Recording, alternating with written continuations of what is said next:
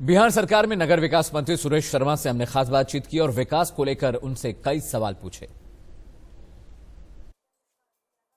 वक्त पहुंची हुई है बिहार के मुजफ्फरपुर और हमारे साथ बातचीत करने के लिए मौजूद हैं बिहार सरकार में नगर विकास मंत्री सुरेश शर्मा जी। आइए हम सीधे उनसे बातचीत करते हैं। सुरेश शर्मा जी, पहला सवाल मेरा यही है कि न सिर्फ मुजफ्फरपुर की बल्कि पूरे बिहार में विकास की जिम्मेदारी आपके ऊपर है। आप मंत्री हैं, नगर विकास मंत्री, लेकिन आप जब लोगों से मुखातिब होते हैं आप कहते हैं एक मौका और मिल जाए तो कायाकल्प हम कर देंगे मुजफ्फरपुर का। सुशील कुमार मोदी भी ये कह रहे हैं कि एक मौका और मिल जाए तो हम तस्वीर बदल देंगे, रोजगार दे देंगे। 10 साल में या 15 साल में ऐसा क्यों नहीं हो पाया जो अब आपको ये कहने की जरूरत पड़ती? देखिए, कोई भी काम का प्लानिंग पहले होता है और दूसरी चीज उसका फिर धन का व्यवस्था करना पड़ता है। उसके प्रोजेक्ट, बड़े प्रोजेक्ट रिपोर्ट बनाने में समय लगता है और तब उसका एक्सक्यूशन होता है।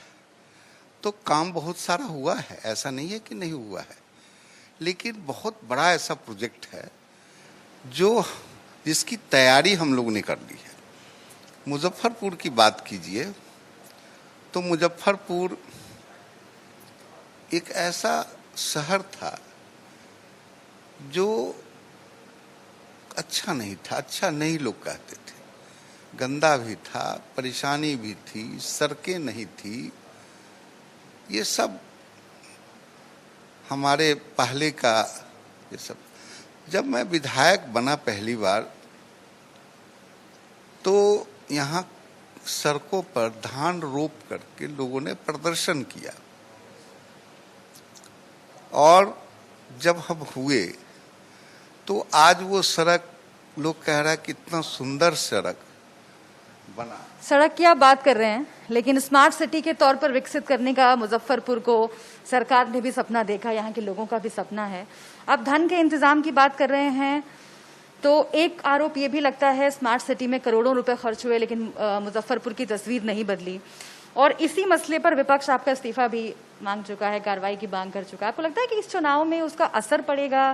क्योंकि आप लोग ये कहते हैं जंगल राज, भ्रष्टाचार का मुद्दा उठाते हैं, फिर इस तरह का मसला। कोई असर इसलिए नहीं पड़ेगा कि हमने, जो आप कह रही हैं कि करोड़ों का खर्चा किया, हमने स्मार्ट सिटी मुजफ्फरपुर बनाने के लिए मात्र, अभी तक मेरे पास उसकी किताब है, उसकी रिपोर्ट है, 112 करोड़ रुपया मात्र लिया गया था, जिसमें इसका डीपीआर, जो इसके प्रोजेक्ट थे, डीपीआर बनाने के लिए और इसके सैलरीज देने के लिए और इसके एडवर्टाइज करके इसमें एसपी भी बहाल करने के लिए, ये इसी पर खर्चा हुआ है। कितनी चुनौती है इस बार विपक्ष की ओर से? महागठबंधन बड़ी बड़ी रैलियां तेजस्वी यादव कर रहे हैं। कोई चुनौती नहीं है। एनडीए अपने कामों के बदौलत भारी बहुमत से आ रही है। गरीब का बेटा जो चाय बेच कर के आए, वो गरीबों को बढ़ाने की बात कर रहा है और गरीब खुशहाल है, इसलिए बिहार के अंदर हवा चल रही है कि एनडीए की सरकार बनाएंगे। तो ये थे सुरेश शर्मा जी जो कह रहे हैं कि बिहार के अंदर हवा चल रही है, एनडीए की सरकार बनाने के लिए लोग वोट करेंगे। देखना होगा कि लोगों का रुझान क्या है, लेकिन यहाँ पर फिर से एक बार गरीब का बेटा, चाय बेचने वाला प्रधानमंत्री, इसकी आवाज सुनाई दे रही है और ऐसा लग रहा है कि राष्ट्रवाद का मसला भी बार बार बीजेपी की बातचीत में सामने आता है। जनता क्या फैसला करती है देखना होगा, लेकिन फिलहाल कांटे की टक्कर है।